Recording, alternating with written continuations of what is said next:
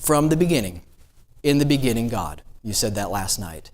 The world was formed from God speaking it into existence. So from the very birth of our existence, words were used. Words were used in the garden. It's the oldest form of communication. Before the internet, before video, before telephone, before the post, we had the simplicity of the spoken word. And when we assemble in this room here, we are relying on the speech integrity of the spoken word to communicate to everyone that's in this room. And we want to communicate on an emotional level. I don't know of a better word to use than an intimate, a one-on-one level. I want to connect with you. I want to connect with you. I want to connect with you. I want to connect with you. I want to connect with you. I want to connect with you. And in a bigger room, our mode of communication is through a sound system. So with that being said, and you kind of start thinking about things, is your sound system helping the communication process, or is it hindering the communication process? When you have a family that comes in that's struggling, that's on the verge of maybe a divorce, and they are literally needing that word fitly spoken, is your sound system, is your sound man, sound woman, sound technician, are they doing justice, or are they hindering what you're doing? Is your communication, is the gospel being presented in a clear and precise manner, or is it being a distraction? Is your audience, is your congregation, are they able to dismiss that there's even a sound system in the room and make that emotional connection with the person on the platform? Or are they constantly thinking, something doesn't sound right. I wish you'd turn them up. I wish you'd turn them down.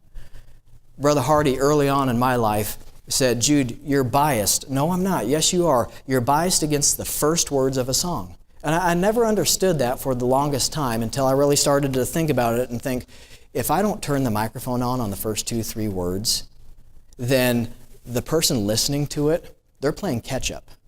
They're trying to figure out, what did they just say? And then before too long, we got a verse and a chorus that's gone by that we're playing catch up, just trying to get settled in. Okay, what did they say? I mean, first of all, we're angry at the sound man because how hard is it to turn on a microphone? Well, obviously it's hard for me. How hard is it to turn on a microphone back there? And so you get that anger, you get that frustration, and then we're playing catch up. And so much of the beginning of the songs are setting the stage for where that song is going to go. And you think about the beginning of the message. You think about the scripture time. So what are we doing to help? How are we hurting? And that's one of the things that Audio Buff, that's one of the things I want Audio Buff to do is to be a help.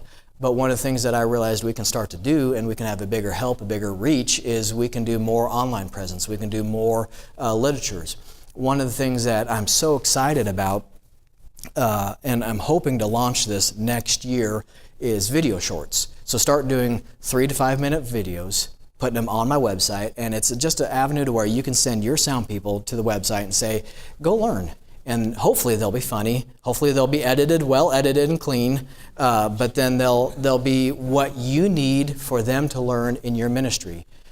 With what we believe as independent Baptists, we put a premium on the spoken word. We put a premium on the intelligibility, on that connection. And your sound system is a vital link for that. And not all sound systems are created equal. I mean, you look through this book right here, there's probably 150 pages of who knows what. And it's like, where do I even go? How do I even start? I mean, is this a good brand? Is this not a good brand? In that little black book of EQ that I have, it shows like 26 or 28 different brands that I use. And then it shows different microphones that I use for different applications. So that's one of the things that I realized that we could start doing is getting this material out in a helpful way.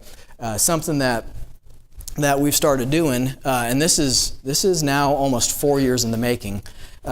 You talked about the boombox over here last night. In Montana, we call them ghetto blasters. So I don't know if we were trying to be like Chicago and say we have a ghetto and we have a hood, but we called them ghetto blasters. This is called the Minimizer. This is our floor monitor. For years and years and years, I never found a good solution for small floor monitors. There's a couple of you chuckling. I'll explain the name in just a few moments. But this is an answer to a problem that we've had for years. So you come up here and you look at this boom box and this ghetto blaster, and then you look at this. This will do everything you needed to do in your style of ministry. We used 4 of these at the Men's Advance last year. We're planning on using 4 of them again this year. At the couples retreat that was spoken about last night in Branson, we had 2 of them last year. The year before that, we had 2 of them on the stage. I've used these at Southwest. The Heartland traveling groups use them. We sold about 60 of them last year just by word of mouth. And that's one of the things that we're trying to slowly get them out into the market and just see how they do. The Rochesters, the musical group, they carry a pair of these. Somehow a Catholic church in Oklahoma City found out that I was selling these. I sold them to the Catholics. My mindset was, it's less alcohol they're going to buy. There's a Methodist church in Austin, Texas, that found out about these. Yeah, what? I sold them to them too. There's an audio company in San Antonio that has a pair of these that they're demoing. It's because there hasn't been a good solution for small floor monitors. A classic monitor that a lot of us have seen is called the Hotspots, a Galaxy Hotspot. A lot of times you see them by pianos. They're bulletproof, but they don't sound very good. This has better clarity than the Galaxy Hotspot. This is designed to sit on the floor. At our church, we have these on the platform, and then every instrument has one of these by them. They're small, they're compact, but they put the sound in your face. They put what you need. So one of the things that I'm trying to do with AudioBuff is not redesign audio. That's not the point. I want to get to the fundamentals of why we do what we do. And when you start to understand how speech works, when you start to understand how we communicate, when you understand the physics of sound and how sound transfers through the air and bounces around in the room, you start to realize I don't need something this big to give me what I need. On the stage, I'm looking for pitch and tempo. That's what I need up here.